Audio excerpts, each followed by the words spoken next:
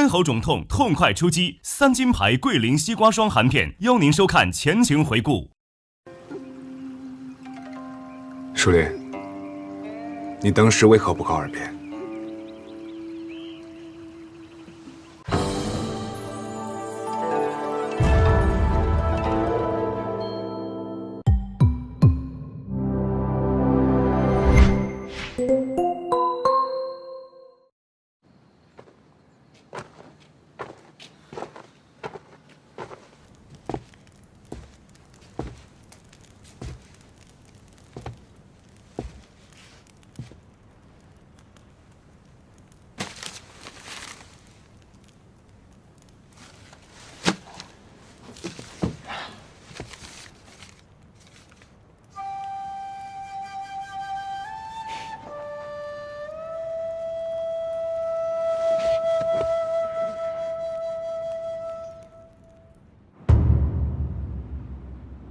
世子上殿。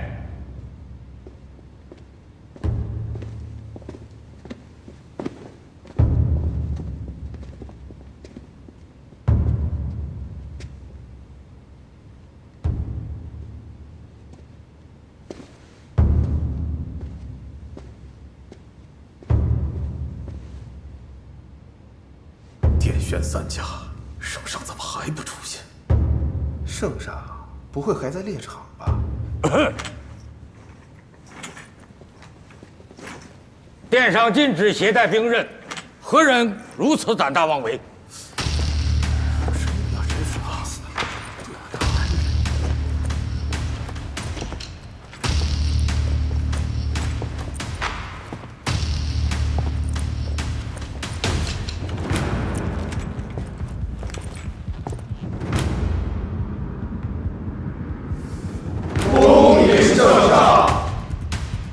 免礼吧。圣上，殿试乃是本朝选贤举能第1等的大事，万望圣上以礼法待之。若嫌免服太过郑重，着常服亦可。万万不可着此戎装，移风易俗。柳太傅既然提到免服，朕且问你，何以为免服？冕服上有12文章，从日月星辰到宗义辅服，包容天地宇宙，意欲吉祥，乃天子的象征。柳太傅看到的是天地宇宙，朕看不了那么高远，只想知道骚思者是谁，他是否夜夜地给残天桑？刺绣者是谁？绣图所得的酬劳能否够他治眼疾？染布者、剪裁者、运送者又是谁？他们能否果腹安寝？柳太傅，今晨吃的什么？哦，汤饼。可曾觉得今日的汤饼有些淡而无味？因为战事，近日京城已经难以买到南境的胡椒和豆蔻了。朱清若是想像之前一般食得有盐有味，只怕还要再等些日子。南境边民是活生生的人，而非拿来权衡利弊的筹码。今日你们以为只是少了些胡椒和豆蔻，吃些清淡的便好。明日更大的灾祸落到头上，方知自己也是筹码，生死被人罔顾。敢问朱清，届时又该如何自处？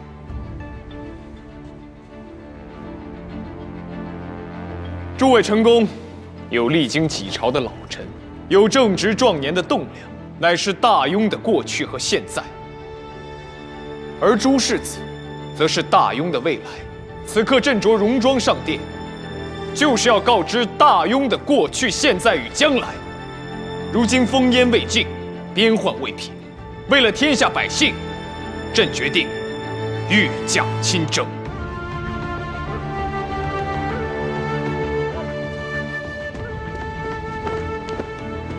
请圣上三思，您乃一国之君，安危为重。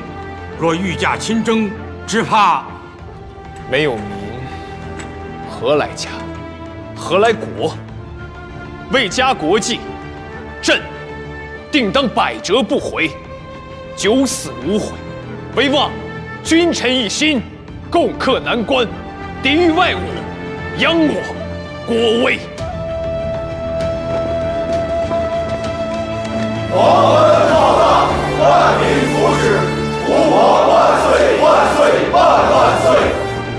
臣愿代父出征，追随圣上，百折不回，九死无悔。传太后口谕。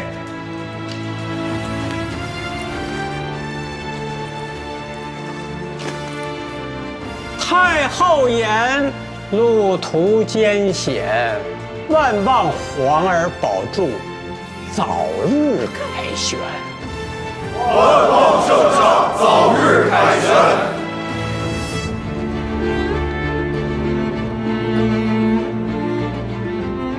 圣上早日凯旋。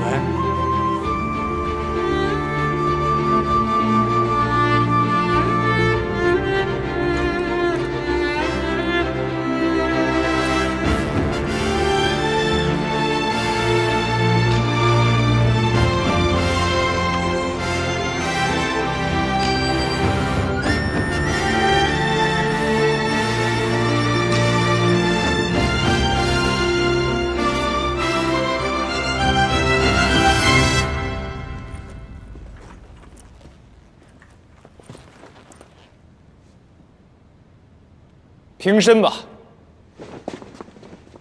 既如此，今日殿试，朕便以“君子有不战，战必胜矣”为题，请诸位新科士子各抒己见，一较高下。殿试开始。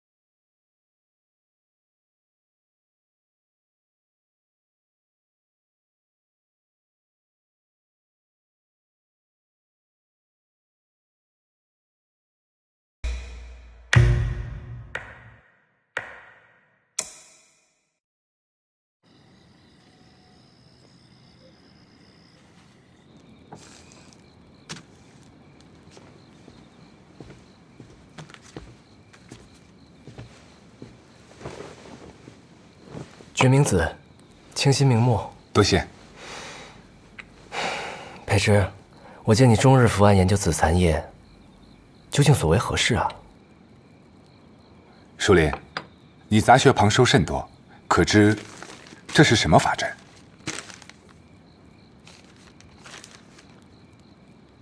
着实未曾见过。这是在周景科寻来的蚕叶，与这法阵应有密切的联系。但是这上面的文字实在是古怪艰涩。你看，比如这个字，它字不像字，画不像画。我查遍了所有的书籍，并无半些头绪。若没认错，这应该是回顾的“回”字。舒林怎会知道？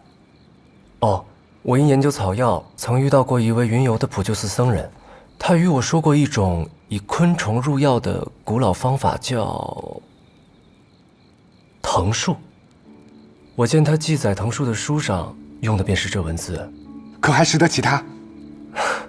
我与他也只有一面之缘，还未来得及研习，便东渡求药去了。普救寺，那舒林可还记得他的法号？寺叫素觉。我向速决法师追问了半天，向他扬言道，如果不说，便彻查到底。他才肯承认自己是当年咒剑科唯一侥幸生还之人，说那阵法名叫回声阵，是咒剑科不传之秘，最后一次用是在30年前。给谁用？当今圣上。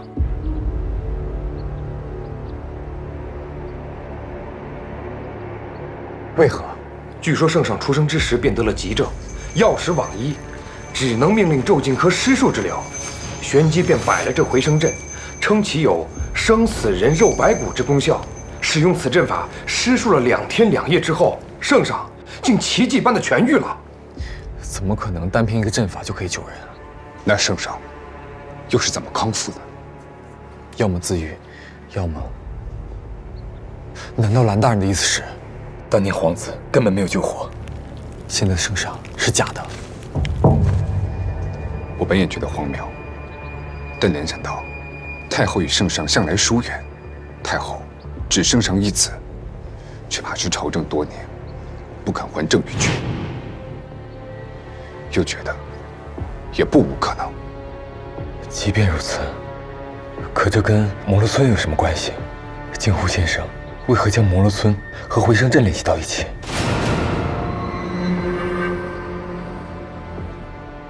摩罗村出事是20年前，咒剑科横遭事故，全体丧生，也是那年。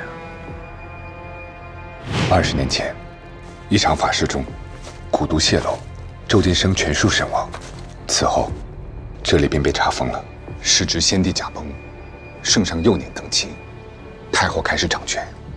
难道太后是怕借回声阵换皇子的秘密被暴露，便杀人灭口？这么一说，倒是可以解释咒剑科一事。正是他们当年策划了回声阵，可是摩罗村远在南境，不可能参与其中，怎么会被牵连起来？张兄，蓝大人，你们聊完了吗？没谈完也停一下，出大事了！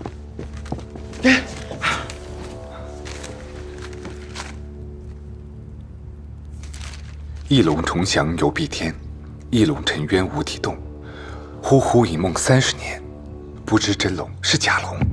陈超，这事从何得来？街上都在传，百姓之间说什么的都有。我们刚查到此事，风言风语便传开，怕是有人在背后推波助澜。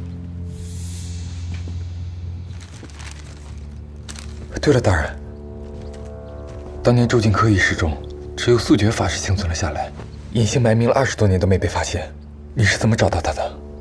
这么说来，倒是得了舒林的点拨。是他。蓝大人，有件事情我一直没和您说。这位顾先生和那日与我对话的镜湖先生，谈吐举止、嗓音语调都极其相似。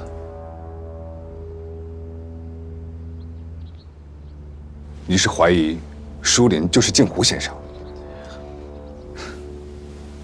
不可能，张平，这世上相似之人何止千万？况且你也没有见过镜湖先生的真面目，你不能如此武断猜测。不是，蓝大人，我直觉很准的。你想想，我们苦苦思索了那么久都没有结果，为何他一提点你，你就知道了回声阵的秘密？他只是研究医术，又恰好认识那残页上的某一个字。难道这世上就不能有任何的巧合了？单凭一点是巧合，可是几件事情连在一起，还能是巧合吗？唉。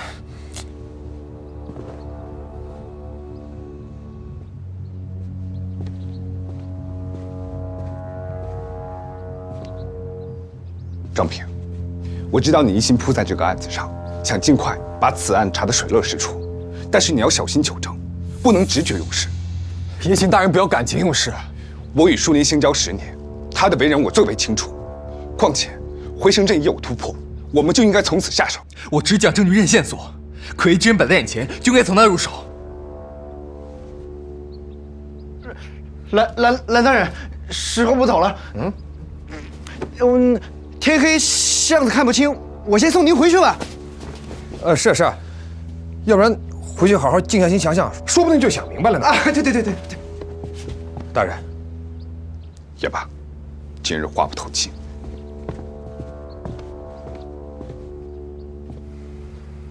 宫里传来消息，太后的伤势已平稳，是要追查摩罗余孽。你将水器藏好，千万不可泄露，否则百口莫辩。对，我送一下，送一下。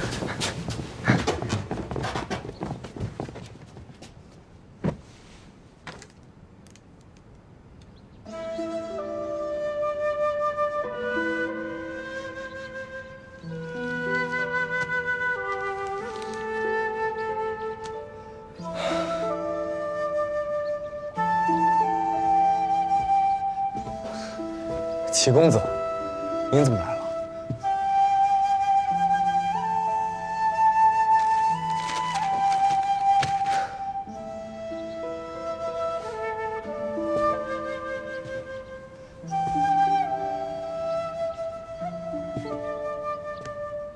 一起出去走走。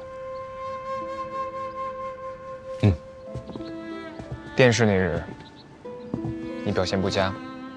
我知道，那并非你的真才实学，你是不想入仕，对吗？你可知我为何执意要与南洞一战？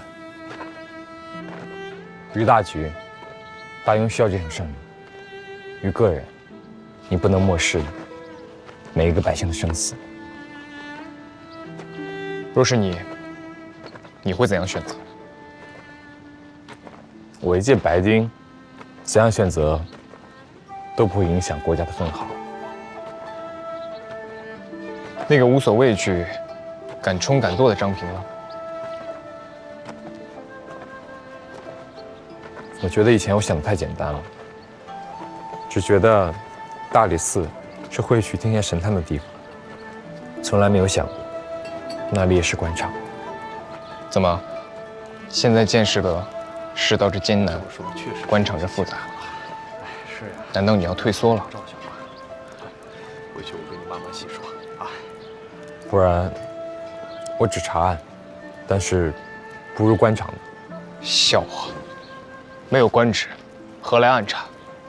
不置身于黑暗之中，何谈驱散黑暗？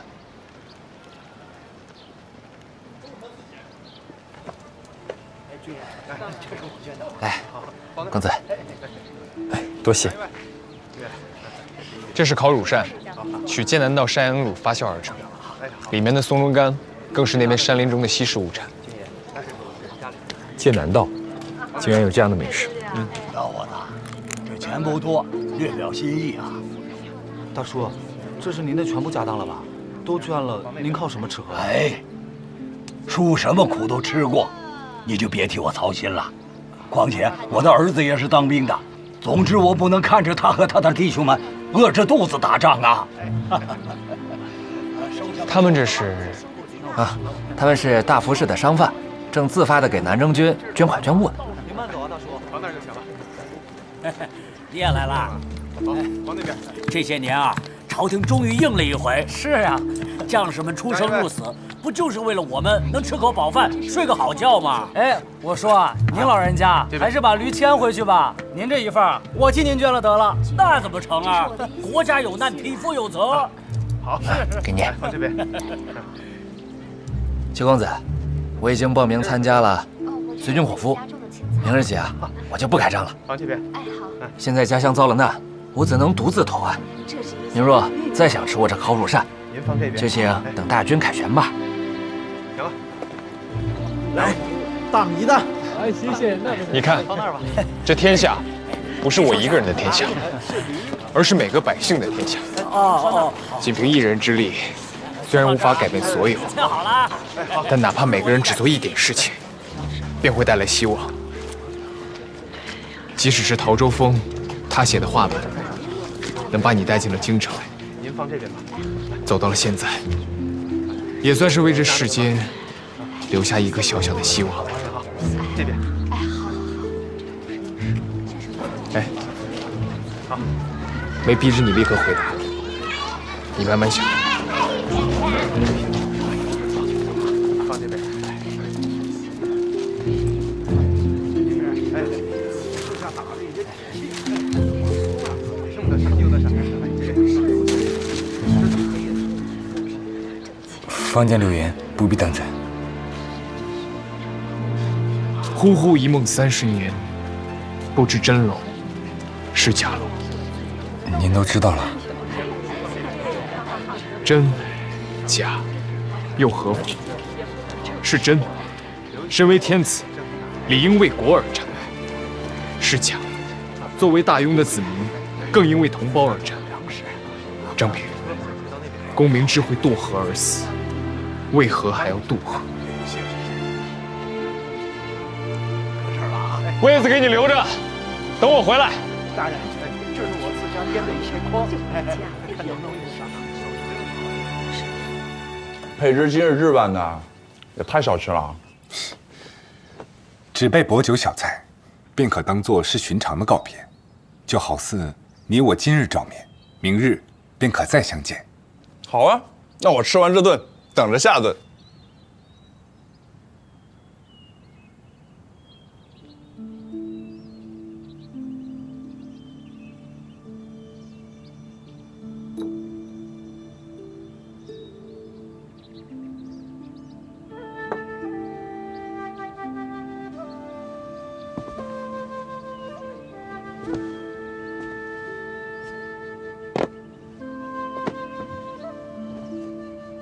是你说，当做寻常一句，不提离愁别绪，为何今日如此沉默？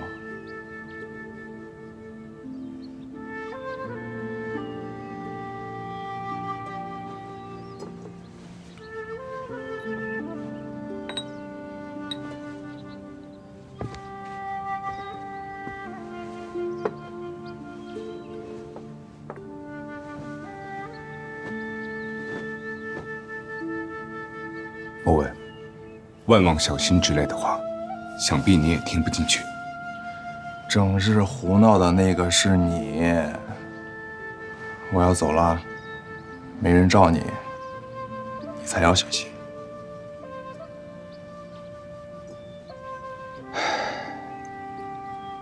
我欠你的，怕是早都说了不要说这个。我自幼向往翠国沙场，如今心愿已得，你该为我高兴。好，那我便陪你不醉不归，喝个痛快。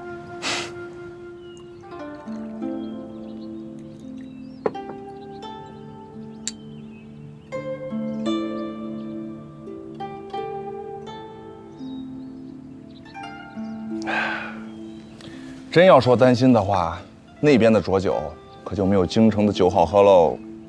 那我便当欠你10坛好酒，给你备着。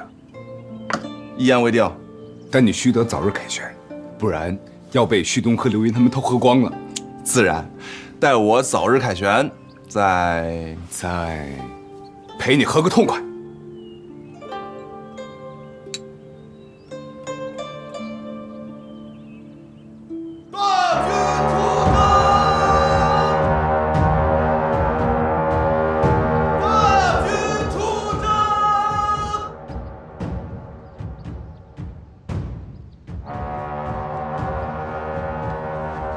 江兄，江兄，我听你的，把武当面全捐了，官府给咱们办了个大红花。花呢？你听我说完。但我回来的路上，看见他们贴了2张黄榜，都是太后颁的，一张说是要广招名医治疗烧伤，另一张说是要通缉持有水器的摩罗余孽。官府已经开始排查了，还放出消息说，如果有线索，立刻报官，重重有赏。我看那架势，抓住了可不得了，就把花儿丢了，赶紧跑了回来。看来太后没有看见镜湖先生的脸，只能以水器寻人。强兄，你怎么抓不住重点呢？你听我的，从今天开始你不能出门了，还有，那个水器也不能带在身上。还有，这京城知道你持有水器的人可不少呢，万一他们把你举报了呢？不行，我们得赶紧跑。没那么严重吧？不会吧？这么快就追上来了？完了！钱，快！报！徒儿啊，下来吧！怎么，一招金榜题名就不要师傅了啊？师傅，师傅，怎么是你啊？师傅，你怎么来了？这不是快放榜了吗？为师自然要过来等你好消息呀。哎，不过我刚进京城，怎么就看见突击令了？师傅你放心，我没事儿。这小院儿不错。师傅，你是怎么过来的？拉面神探，一打听都知道。平儿啊，你现在可出名喽！师傅，哎呦，这就是你常说那个小陈绸吧？对，一看就是个小机灵鬼。哎，这是啊，师傅，这个呀是我们出面摊用的车啊。师傅啊，你要去我房间看看吗？啊，走，看看你的小房间，看看你那个小房间。师傅，我去给您泡茶。好。师傅啊，我平时就去这边。哦，这边柜子上就是我放书的地方。哎，还在看《七鬼夜谈》呢？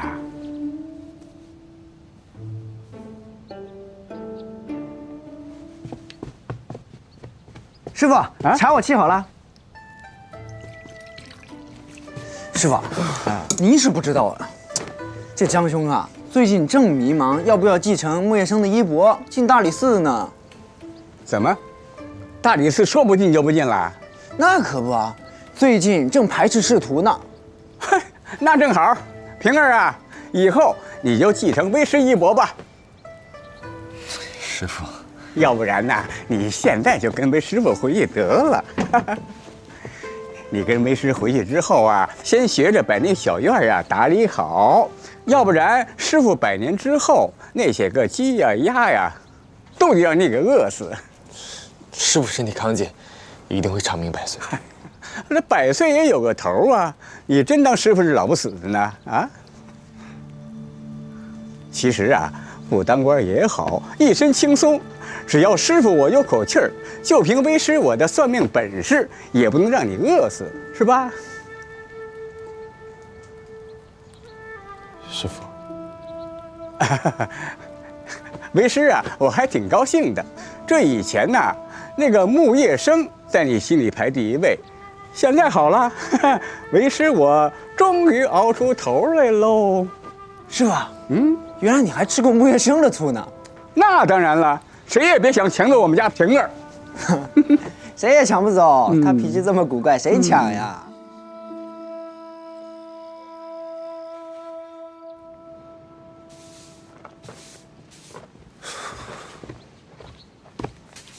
哎，张兄，师傅来京城好几天了，可还习惯？需要添置什么东西吗？习惯？怎么不习惯？每天天一亮就出去了，天擦黑才回来。这师傅啊，在僻静的地方住惯了。这京城这么热闹，肯定事事新鲜。哎，张兄，你这又是去哪儿啊？查案。非得去吗？啊。知道也劝不住你，但最近查得严，你一定要多加小心。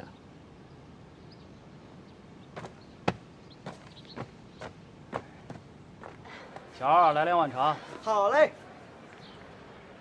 谢谢酒吧。行。来壶茶。哎，来喽。客官，茶来了啊。来，刘子。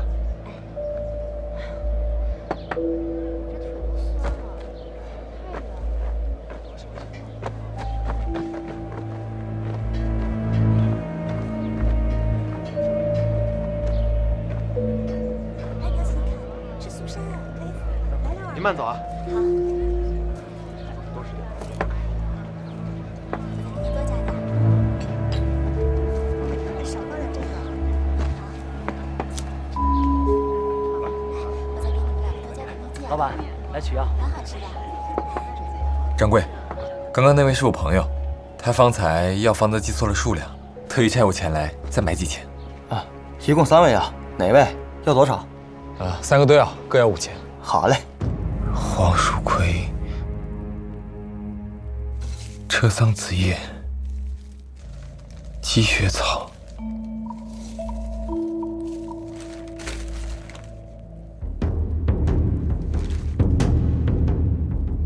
他买的这3味药，积雪草、车桑子叶、黄鼠葵，都是治疗烧伤的药物。蓝大人，你上次说我查案只靠知觉，没有实证。这次我找到证据了。前脚太后刚要寻药，后脚顾清章就准备烧伤的药物，他应该就是想趁机接近太后。这都是你先入为主的妄断。他是个大夫，买药配药理所应当。像我上次问您的，他为何恰恰出现在周进科附近，又为何知道周进生的下落？这又怎么解释呢？这些我会派人查证，但在查实之前不可妄判。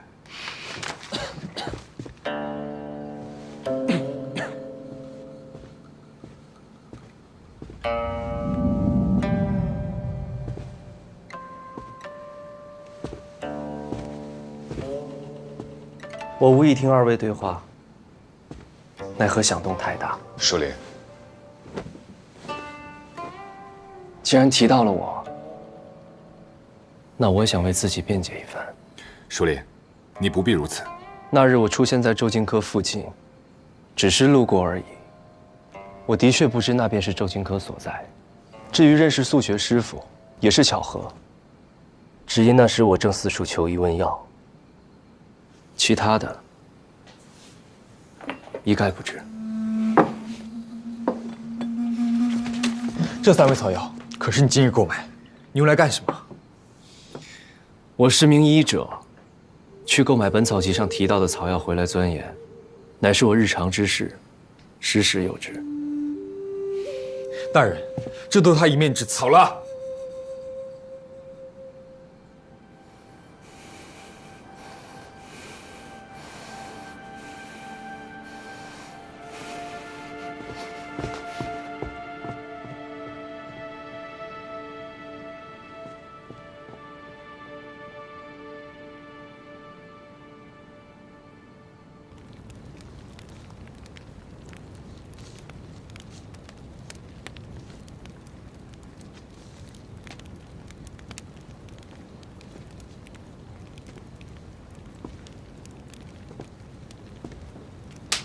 哟，师傅，今儿回来这么早啊？是啊。师傅，您这天天都上哪儿逛去啊？给平儿选东西去了。师傅带张平真好，遇上了，没办法。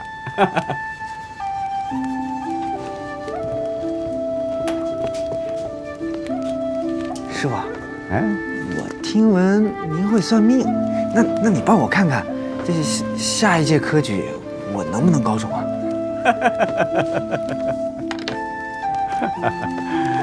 下句科考的事儿啊，你何必现在就开始烦忧啊？其实啊，当不当官啊也没那么重要。你跟我们家平儿每天都能快快乐乐、开开心心，比什么都好。张天家是住这儿吗？不知道啊。不知道？说不说？我真不知道。在哪儿？是。师傅，请五位。平儿快回来了，你快绕到正门口去，带平儿藏起来。我在这儿拖着，把他们引到侧门外，让他们往南边追。师傅，我不能让你一个人在这儿啊！快去！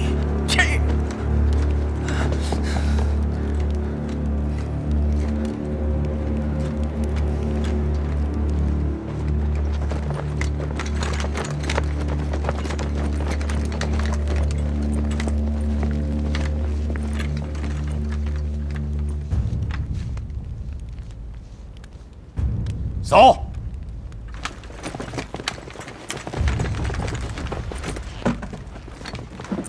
哎呀，几位呀，你们查什么呀？啊，有话好说吗？啊！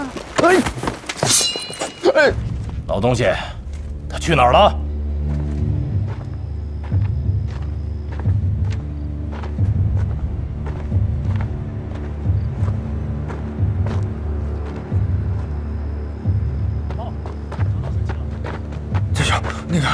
许东刚看过来，他说来的人找你有事情。门口怎么这么多警卫啊？来的许东说来的师傅呢？我说师傅呢？报，找到水汽了。报，那边发现一个侧门。侧门。平儿，快跑！快跑！对。老不死的！江兄，江兄，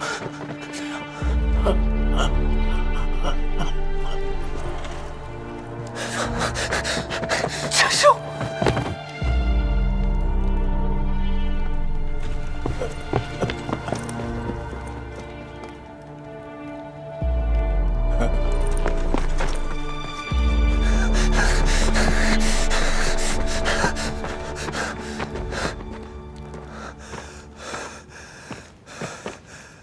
师傅，师傅，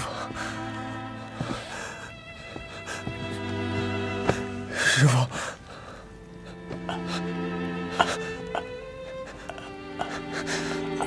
师傅，师傅，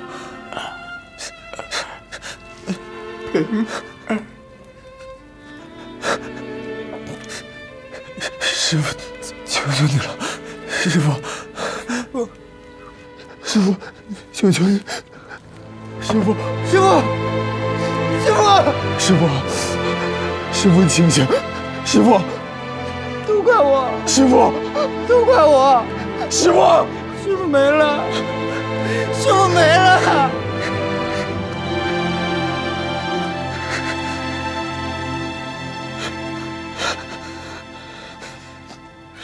江兄，江兄，师傅没了！我要杀了他们！我要杀了他们！江兄，江兄，江兄，你不能走！江兄，江兄，你不能走！江兄，放开！江兄，江兄！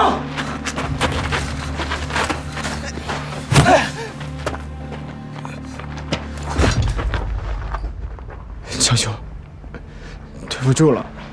师傅不能白死。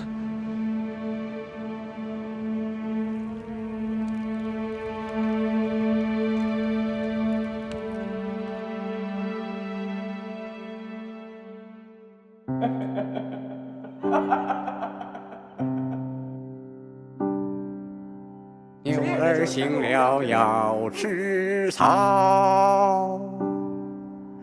南坡上面草儿草，就都带着啊，都带着，绕过2里柳树梢，挪过3里羊肠道，步步上道旁的花儿桥。